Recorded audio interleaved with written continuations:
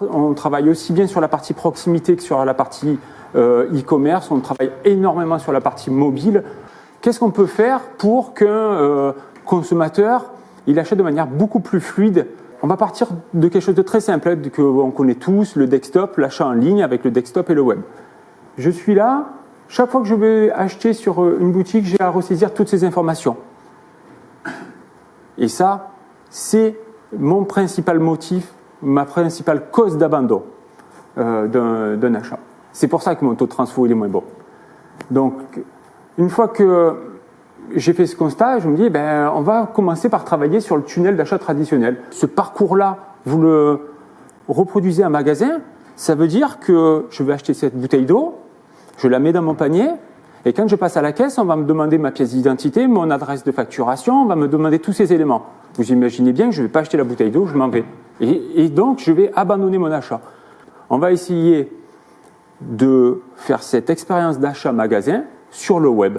On va essayer de faire en sorte que moi, quand je vais acheter cette bouteille d'eau en ligne, je la mets dans mon panier, je paye et je m'en vais. Comment je passe d'un tunnel d'achat traditionnel à un tunnel d'achat idéal, entre guillemets, où j'ai plus que mes 3 étapes, je rajoute dans mon panier, je paye et je m'en vais. Ce qu'on fait, c'est qu'on va vous fournir un formulaire tout simple où, en fonction du numéro de carte qui est saisi par le consommateur, on va détecter si c'est une carte Amex, une carte Aurore, une carte Mastercard ou peu importe. Donc, on va déjà utiliser des claviers numériques, on va utiliser le scanner de carte pour arriver, l'appareil photo pour arriver à scanner la carte et faciliter la saisie d'un numéro de carte. Je vais lui proposer du paiement one click, comme on le fait de plus en plus. Beaucoup de marchands se posent toujours la question, est-ce que je mets ou je ne mets pas le one click? Et il s'avère que lorsqu'on met le one click, les consommateurs ils ont pris vraiment l'habitude de le faire. À partir du moment où ils font, le taux de transfo sur le mobile, il est décuplé. La première étape qu'on va éviter, c'est on va regrouper cette partie paiement dans la partie livraison. Donc, on va dire, je fais d'une pierre deux coups. Voilà un bon exemple qu'a réalisé l'enseigne Kiabi, où ils ont fait ce qu'on appelle une page one-step checkout. J'ai rajouté quelque chose dans mon panier, qui est ici, et puis j'arrive sur une seule page qui s'actualise, dans laquelle je peux choisir ma livraison, je peux choisir gérer ma fidélité, etc. Et puis j'ai ma partie paiement.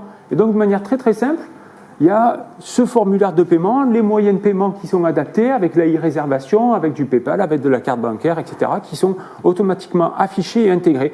Donc pour le consommateur, j'ai plus cette rupture de j'ai tout fait, j'ai mon tunnel d'achat et puis tout d'un coup, paf, je pars chez un prestataire avec la partie paiement. Non, je vais regrouper ces étapes-là pour pouvoir créer un petit bouton ici qu'on appelle acheter en un clic.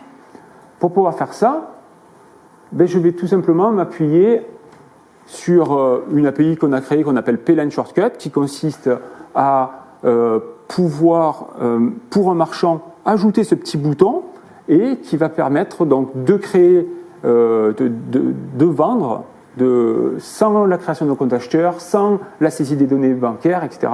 et sans le risque de fraude, puisque le risque de fraude, il va être assumé ou traité au passage en scorant le consommateur et pas uniquement son moyen de paiement. Les moyens de paiement qui permettent de faire ces achats en un clic sont déjà existants. Pour faire très court, donc notre API permet de rajouter ce bouton qui est exemple Visa Checkout ici. Donc voilà, on va se retrouver avec ce type de panier. Alors on prenait un exemple avec Showroom Privé. Donc sur Showroom Privé, je peux avoir mon parcours d'achat traditionnel, j'ai mis un produit dans mon panier, je clique sur valider, je continue mon parcours d'achat traditionnel.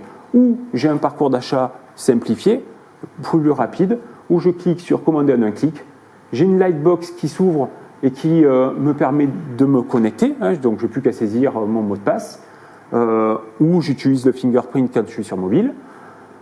Je choisis ma carte et mon adresse de livraison, et j'ai fini mon achat. Donc j'ai fini, c'est aussi bête que ça quand je l'achète.